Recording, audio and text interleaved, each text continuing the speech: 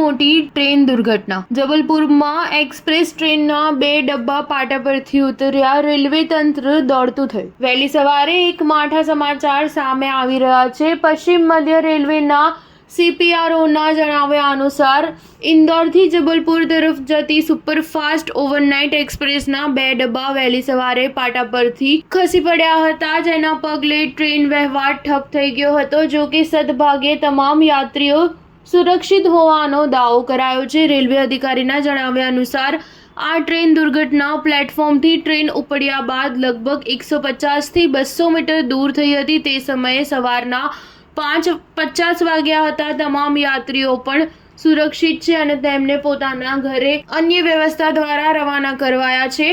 હવે ટ્રેન ઓપરેશનની કામગીરી યોગ્ય રીતે ચાલી શકે તે માટે રાહત અને બચાવ કામગીરી હાથ ધરવામાં આવી રહી છે. ટ્રેનને પણ પાટા પરથી હટાવવાની કામગીરી શરૂ કરી દેવાઈ છે. સ્ટાર ન્યૂઝ 7 હંમેશા સચ્ચાઈની સાથે.